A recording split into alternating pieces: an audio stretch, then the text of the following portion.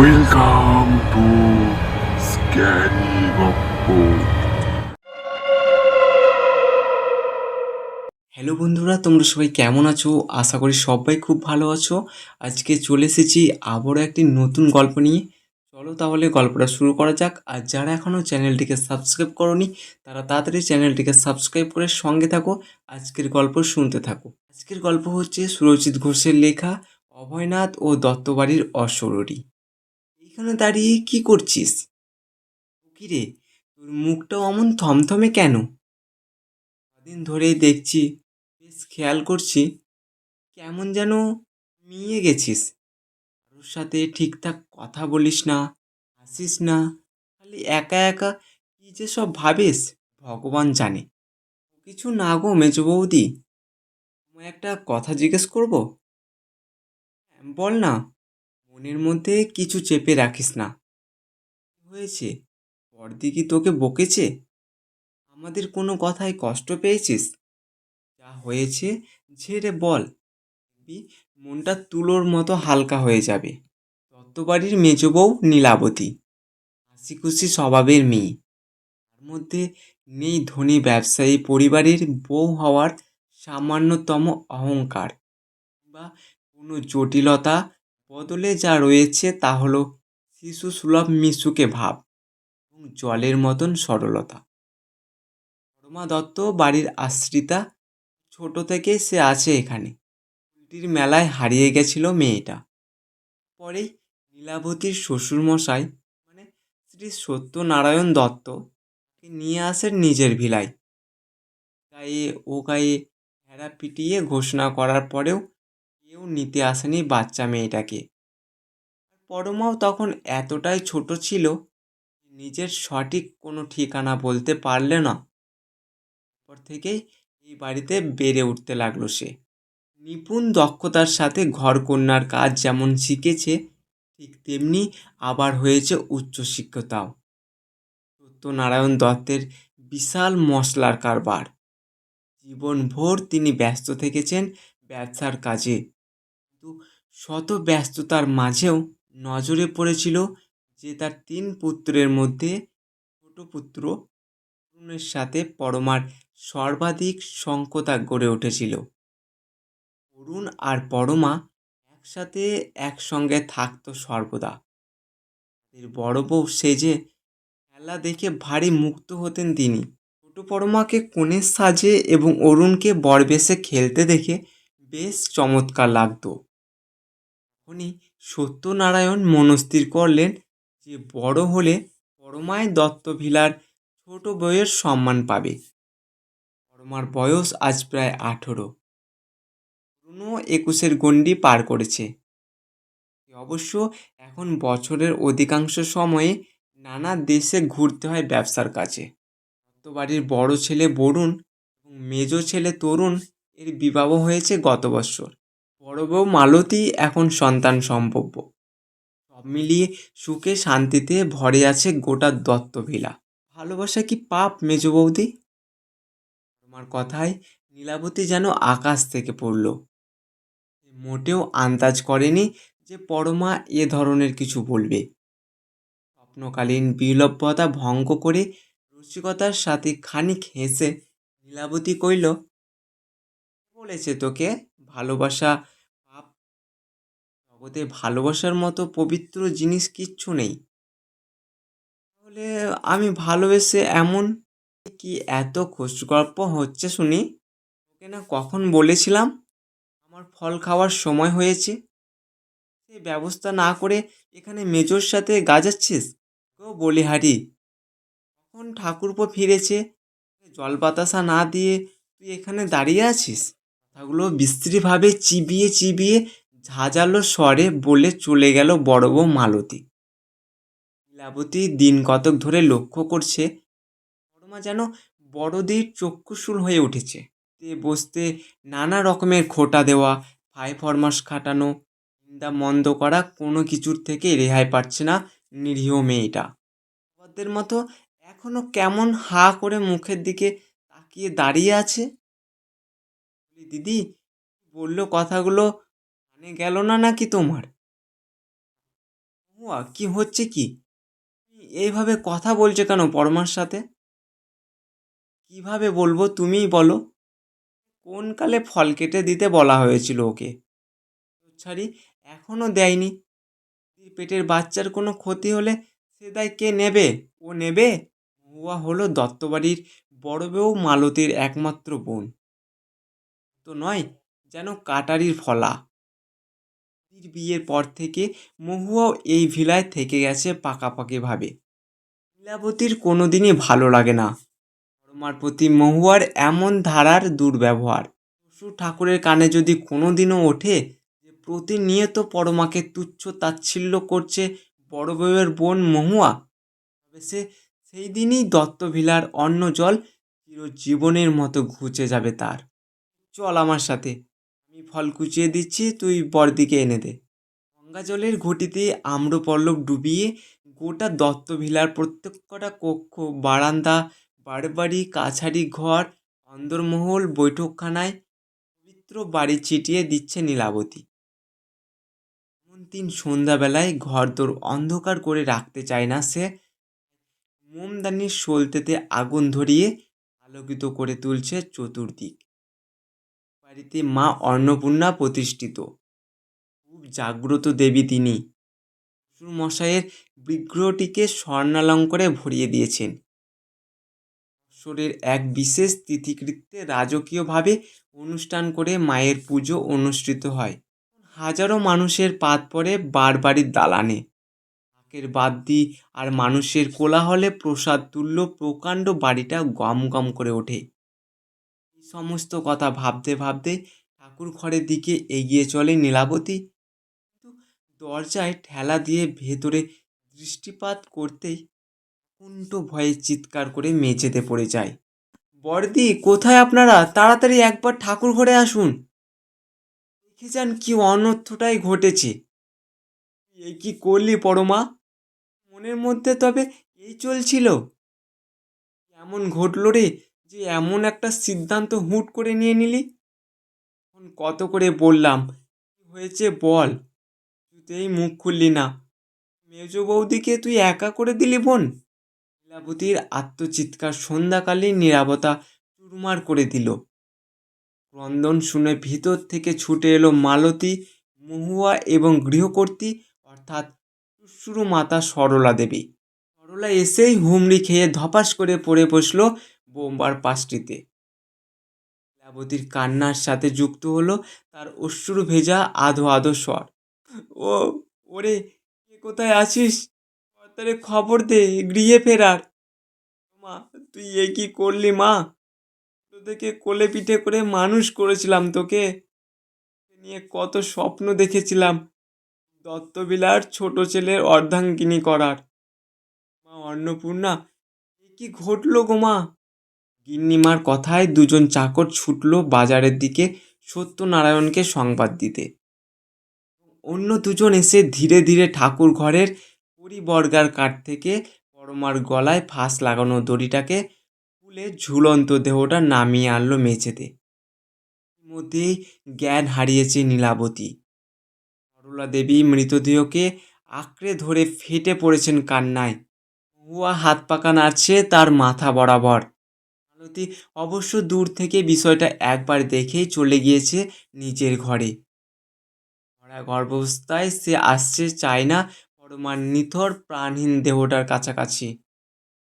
এমন কিছুই পরিবর্তন ঘটেনি পরমার শরীর জুড়ে, কেবলই গলায় একটা মোটা দাগ পড়েছে, যেটা হয়েছে মজবুত দড়ির বাঁধনের কারণে। হাড়ের হাড় ভেঙে গেছে বলে অস্বাভাবিক কাত হয়ে রয়েছে ডান দিকে। বাপ ঠোঁট শুকিয়ে কেমন যেন বেগুনি রং ধারণ করেছে। প্রতিবেশী, আত্মীয় স্বজন, দাস দাসীদের ঠেলে এগিয়ে এলেন সত্যনারায়ণ দত্ত। দেখলে মালুম হয় মাথায় যেন দুর্ঘটনার বাজ পড়েছে। ঘণ্টাখানেকের মধ্যে বাড়ির দুই ছেলে বরুণ আর তরুণ উপস্থিত হলেও সেই মুহূর্তে এসে উপস্থিত হতে পারল না অরুণ। অরুণের ফিরতে বেশ কয়েকদিন বিলম্ব হবে, অথচ পরমার দেহ ততক্ষণে পচন ধরে যাবে। বৃথা অপেক্ষা না করে মোলায়েম বদ্ধ চোখে তুলসী পাতা, কপালে চন্দনের ফোঁটা আর আর গলায় রজনীগন্ধার মালা পরিয়ে খাটিয়াতে তুলে খই ছড়াতে ছড়াতে আমাকে নিয়ে বেরিয়ে গেল সব যাত্রীগণ। কি হয়ে গেল বলুন তো মা? এটা এভাবে চলে গেল? লীলাবতীর অমসৃণ কথাগুলো থেকে অঝরে আক্ষেপ ঝরে পড়ছে।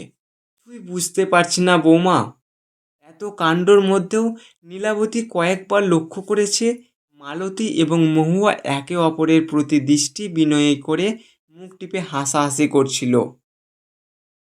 ভালো করে আর চোখে পর্যবেক্ষণ করতেই দেখা যাচ্ছিল মহুয়ার ড্যাবডেবে চোখ দুটোই দুঃখ, কষ্ট বা শোকের সামান্যতম লেশমাত্র ছিল না। মনমনা ভাব কেটে গেছে দুটোর দিন। দত্তভিলায় এখন পিন পতনের শব্দও শোনা যায় অনায়াসে। রাত্রি 2টো নাগাদ নীলাবতীর ঘুমটা ভেঙে গেল দু একটা শব্দে। শয্যা ত্যাগ করে উঠে বসল সে। দ্বিতীয়বার শব্দটি শোনার জন্য তার কর্ণ দুখানি সজাগ হয়ে উঠল। মিনিট 2-3 মধ্যেই প্রতীক্ষার সমাপন ঘটিয়ে পুনরায় কর্ণগোচর হলো ওই উৎকট শব্দটা। যেন একটা ভারী গোছের ঘর্ষণ জনিত আওয়াজ। লীলাবতীর অলস চোখের ঘুম ভাব উবে গেল পলকে। দরজার পাল্লা খুলে পা টিপে টিপে বাইরে বেরিয়ে এলো সে। বারান্দার লৌহ বেষ্টনীতে হাত রেখে তার উৎসুক 2 নয়ন খুঁজে চলল অনেক অনেক কিছু, কিন্তু পাওয়া গেল না কিছুই। রাতের আচ্ছন্নতায় দত্তভিলায় বসবাসকারী কেবল মানুষগুলোই নয়, প্রকৃতির নিয়ম ভঙ্গ করে ঘুমের জগতে ঢলে পড়েছে প্রত্যেকটি ইট, কাঠ, পাথর সহ যাবতীয় জড়বস্তুগুলিও। সকল প্রান্তে চোখ বুলিয়ে নিয়েও কোথাও কোনো কিচ্ছু দেখা গেল না। কি তার মনের ভ্রম হলো? ওটা ভুল শুনল সে? লীলাবতীর 2 চোখে একদল ঘুম ভিড় করে আসতেই সে পা বাড়ালো ঘরের দিকে। একদা এমন সময় তৃতীয়বারের জন্য সৃষ্টি হলো ওই শব্দটা। শব্দের উৎপত্তি বুঝতে পেরে নীলাবতী মুখ তুলল ছাদের পানে। মানসিক ভয়ে দাঁতে দাঁত লেগে গেল তার। তাদের মধ্যে উল্টো হয়ে সরীসৃপের ভঙ্গিমায় ঝুলছে একটা ছায়া, সম্ভবত কোনো নারীর। মৃদু হাওয়ার মাথার বিশাল কুচকুচে কালো চুলগুলো দুলছে। সজ্ঞানে থাকতে পারে না নীলাবতী। সীমাহীন ভীতিতে বেহুশ হয়ে যায় সে। কি নীলা, কি হয়েছে তোমার? ও মা, মা দেখো মেজে বউ জ্ঞান হারিয়েছে। রামরতন দা, আরে ও রামরতন দা, কোথায়? ঘুম দিচ্ছ? ওকে জলদি নিয়ে আসো, বউরানী অসুস্থ হয়ে পড়েছেন। হাঁক ডাকে সুখনিদ্রায় ব্যাঘাত ঘটল সকলের। সরলা দেবী আর সত্যনারায়ণ বিচলিত পদক্ষেপে হাজির হলেন সেটা। রামরতন ছুটল বৈদ্যকে তুলে আনতে। সবাই মিলে ধরাধরি করে নীলাবতীর অচৈতন্য দেহকে 5 কোলা করে তুলে শুইয়ে দিল কক্ষের নরম বিছানায়। চোখে ঠান্ডা জলে ছিটে দিতেও জ্ঞান ফিরল না। দেখে খুব দুশ্চিন্তায় পড়ল প্রত্যেকে। মেজো খোকা, কি করে হলো এসব? জানি না মা, আমি তো ঘুমাচ্ছিলাম। বাইরে হঠাৎ করে ধপাস করে একটা কি যেন শব্দে ঘুমটা পাতলা হতে দেখলাম ঘরে নেই। আমারও যথেষ্ট পিপাসা পেয়েছিল, সে কারণে বাইরে বের হলাম আর ওকে এভাবে পড়ে থাকতে দেখলাম। গো মা, কি কাণ্ড দেখো দেখি। সবই তো বুঝলাম, তবে মেজোর জ্ঞান হারানোর কারণখানা ধরতে পারছি না মোটে। কি কিছু বুঝে উঠলে ভাই?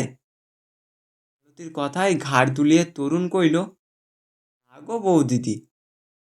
হন্তদন্ত হয়ে কক্ষে ঢুকে এলো রজনী বৈদ্যর সঙ্গে রামরতনও রয়েছে। দেখি কি হয়েছে বৌমার। বৌদমশাই আসুন, দেখুন না, মেজো বউ হঠাৎ অজ্ঞান হয়ে গেছে, এখনো অবধি জ্ঞান ফেরেনি। রজনী বৈদ্য বিছানায় চামড়ার ব্যাগখানা রেখে নীলাবতীর নাড়ি পরীক্ষা করতে লাগলো। দেখুন গিন্নিমা, যা বুঝছি তাতে মনে হচ্ছে এমন কিছু ঘটেছিল যেটাতে বৌমা অতিরিক্ত উত্তেজিত হয়ে পড়ে স্নায়বিক চাপ বৃদ্ধি পায়, যার দ্বারা চৈতন্য বিলুপ্তি ঘটেছে। আমি এই পথ্যটা দিয়ে যাচ্ছি, গরম দুধের সাথে মিশিয়ে খাইয়ে দেবেন। ও অঘরে ঘুমাবে, ফলে স্নায়বিক চাপও কমবে। হালকা উষ্ণ দুধের সাথে পথ্য মিশিয়ে নীলাবতীকে খাইয়ে দিল তরুণ। এক করে যে যার মতন চলে গেল নিজ নিজ ঘরে। রাত্রির শেষের সময় খানিক গড়াতে চোখ মেলে উঠে বসল নীলাবতী। জ্ঞান ফিরেছে দেখে হাত পাখা নাড়তে থাকা দাসীটির সকলকে এক ছুটে জানিয়ে দিল সে বার্তা। কেমন লাগছে বৌমা? তার অসংলগ্ন ঘোপনাটা টেনে নিল নীলাবতী। ওর শ্বশুরের পানে তাকিয়ে নিম্ন স্বরে উত্তর দিল, আমি এখন ঠিক আছি বাবা, আপনি অযথা দুশ্চিন্তা করবেন না। আচ্ছা বেশ, আমি তাহলে এবার দোকান ঘরে যাই। ওরাও বরং কথা কও। গিন্নি, আমি এলাম। সাবধানে যাবে। দুগ্গা দুগ্গা। সরলা দেবী কপালে হাত ঠেকিয়ে দুগ্গা দুগ্গা কইলেন। তারপর স্বামী বেরিয়ে যেতেই ভ্রু কুঁচকে জিজ্ঞাসা দৃষ্টিতে তাকালেন নীলার দিকে। এবার বলো তো কি ঘটেছিল কাল রাতে? শাশুড়ির কথায় বৌমার গোটা মুখে যেন ভয়ের অতুল কুয়াশা নেমে এলো। কালো হাতের তালু ক্রমশ ঘর্মাক্ত হয়ে উঠল। সে পান পাত্রের ঢাকনা নামিয়ে রেখে অর্ধেকের বেশি জল গলাধঃকরণ করল নীলাবতী। থেমে থেমে বা বলা বাহুল্যই কাঁপতে কাঁপতে আড়ষ্টভাবে বলতে শুরু করলো, গত রাত্রে স্বচক্ষে দেখা সেই অবিস্ময়করীণ ঘটনা। শতভাগ নিশ্চিত মা যে ওটা পরমাই ছিল। তোমার এই কথায় সরলা দেবী লাফিয়ে উঠলেন। আমি পরিষ্কার দেখেছি ওকে। ওটা সেভাবে না বুঝলেও গলায় কেউটো সাপের মতন পেঁচানো কালশিটের দাগ দেয় প্রমাণ করে ওর অস্তিত্ব। ও আছে মা, দত্তভিলাতেই আছে। তাও যায়নি সে। বিস্ময়ে মুখ থেকে কোনো কথা সরল না সরলা দেবীর। ভূত এক দ্বন্দ্বে পড়লেন তিনি। লীলাবতীর কথাগুলোর সত্যতা ঠিক কতখানি? ও কি সত্যি এসব দেখেছে? কি কেবলই মানসিক চাপের ফলে দৃষ্টিভ্রম মাত্র? যদি দৃষ্টিভ্রম হয় তাহলেই মঙ্গল, আর যদি না হয় অর্থাৎ পরমার বিদেহী আত্মা যদি সত্যই থেকে যায় বাসায়, কি ঘটতে চলেছে এবার? আকাশের কালো মেঘের পতন ধূসর হয়ে গেল সরলার মুখ। কিছু না বলে তিনি বেরিয়ে গেলেন শটানে। পাতলা ঘুমিয়ে রেস্টটা কেটে গেল সরলার। প্রিয়মান অতীব ক্ষীণ একটা নারী কণ্ঠের ক্রন্দন ধ্বনি তার শরীরে বিজয়াতীয় অনুভবের সৃষ্টি করতেই চোখ থেকে তন্দ্রা মুছে গেল পুরোপুরিভাবে। বাইরে একনাগাড়ে কেউ ইনিয়ে বিনিয়ে ফুপিয়ে ফুপিয়ে কেঁদে চলেছে। থেমে থেমে আর স্থির হয়ে থাকতে পারে না। নিসার বেরিয়ে আসেন বাইরে। অন্তরে একই সঙ্গে ক্রিয়া করে ভীতি এবং উৎকণ্ঠ। ওখানে ওভাবে বসে কাঁদছ কেন? ছায়ামূর্তি অনতি দূরে হাঁটুতে চিবুক ঢেকে বসে রয়েছে। মাঝে মধ্যে অস্থিরভাবে দুলে উঠছে শরীরটা। সরলা অদম্য কৌতূহল দমন করতে না পেরে এগিয়ে যায় সেদিকে, কিন্তু ওর কাঁধে হাত দিতেই রোমাঞ্চিত হয় তার প্রতিটা লোমকূপ। সমুদ্র অস্থিরতা যেন ঝাঁপিয়ে পড়ে সরলার দেহে। অশনি অসুচি শঙ্কা উত্তরোত্তর গিয়ে ফেলল তার হৃদয়কে। সরলা দেবীর যখন জ্ঞান ফিরল তখন সে নিজেকে আবিষ্কার করল শয্যায়। শায়িত দেহকে ঘিরে পরিবারের ছোট বড় মোটামুটি সকলেই উপস্থিত হয়েছে সে তাই। স্মৃতিতেই ছটফট করে উঠে বসলেন তিনি। মুখে অবর্ণনীয় এক সংখ্যার রেখা ফুটে উঠল। সাথে সাথে কপালে গভীর থেকে গভীরতর দুর্বাবার ভাঁজ জন্ম নিল। প্রায় চমকে উঠল পরিবারের অন্যান্য মানুষজন। প্রত্যেকের মনে একটা অদ্ভুত শিরশিরে অনুভূতি খোঁচা মারল। মিনিট খানেক সময় নিয়ে সরলা দেবী স্নায়বিক উত্তেজনা কিঞ্চিৎ প্রশমিত করে করুণ স্বরে বলতে শুরু করলেন কিছু কথা, যা শুনে জড়ভরতের মতো স্নান হয়ে গেল বাকিরা। এখন ভোররাত বলা চলে। ঝড়ের তাণ্ডবের পরিসমাপ্তি ঘটেছে। কিছু সময় আগে তপ্র বৃষ্টি কিন্তু হবহব করেও হয়নি। আকাশে দিবাকরের দেখা না মিললেও তমসাচ্ছন্ন ধরণীর বুক থেকে অন্ধকারের পরত যথেষ্ট পাতলা হয়ে গেছে। রুকের আশেপাশের ফাঁকা জায়গায় জন্ম নেওয়া ভারশূন্য খয়েরি ধূসর কোয়েলিকা সমুদ্রের ঢেউয়ের মতো ভেসে বেড়াচ্ছে যত্রতত্র। ঠাকুরঘরে দ্বার খুলে গৃহভেতরে প্রবেশ করল অভয়। অন্তর জর্জরিত হয়ে গেছে চাপা অস্থিরতায়। বিপদ আটকাতে তড়িঘড়ি তার আগমন ঘটল, শত চেষ্টাতেও তা ঠেকানো গেল না। এবার ধ্যানে বসতে হবে, তাকে জানার চেষ্টা করতে হবে অশুভঙ্কর শক্তি বিনাশের উপায় কী। সাধারণত অতৃপ্ত প্রেত যদি একবার পুনর্নাসের খেলায় মেতে ওঠে তাহলে তাকে থামানো যথেষ্ট কষ্টসাধ্য। লীলাবতীর দিকে অগ্নিদৃষ্টিতে তাকায় মহুয়া। নীলার হাতে ধরা গরম দুধের গ্লাসটা কেড়ে নিয়ে মেঝেতে ছুঁড়ে দেয়। সে চিৎকার করে বলে, সোহাগ দেখাতে এসেছো না? সোহাগ দেখাতে এসেছো? আমার দিদি মরেছে, এতে তুমি যে কত খুশি হয়েছো কি আমি বুঝি না ভেবেছ? আমি সব বুঝি, সব। চলে যাও তুমি, এ ঘর থেকে চলে যাও। আমি তোমাকে মোটেই সহ্য করতে পারছি না। মহুয়ার করা এমন অপমান গায়ে মাখল না নীলাবতী। মহুয়ার কাছে বসে তার গায়ে হাতে স্নেহের হাত বুলিয়ে তাকে শান্ত করার চেষ্টা করলো। সোহাগ দেখাবো কেন বোন? আমি কি আর তোমার সোহাগ দেখাতে পারি? জানি তোমার মন মেজাজ এখন মোটেও ঠিক নেই, তুমি বরং কিছু সময় একাই থাকো। আমি কাচের ভাঙা গ্লাসের টুকরোগুলো তুলে দিচ্ছি। লীলাবতী নিচ থেকে কাচের টুকরোগুলো তুলে নিয়ে বেরিয়ে যেতেই একটা বিদ ঘুটে বাজে গন্ধ নাকে এলো মহুয়ার। মনে হলো কেউ যেন খিলখিল করে হেসে উঠল পরম আনন্দে। না, মনের ভুল নয়, যেই উপরে বসে আছে তার ঠিক নিচের দিকে হাসির শব্দটা ভেসে আসছে।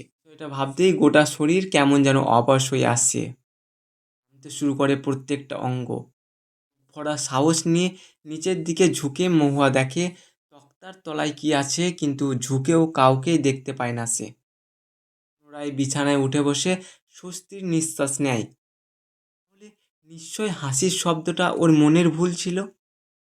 চোখ বন্ধ করে মহুয়া যখন বড় বড় শ্বাস নিচ্ছে তখনই পেছন থেকে একটা শীতল লোহ কঠিন হাত চামচে ধরে ওর পিঠে। চকিতে মুখ ফিরিয়ে চিৎকার করার আগে দুটো কঙ্কালসার শক্ত হাত ওর ঘাড় খামচে ধরে বিপরীত দিকে ঘুরিয়ে দেয়। শব্দটি করতে না পারায় মহুয়া কেবলমাত্র ধপাস করে গড়িয়ে পড়ে ওর প্রাণহীন দেহটা।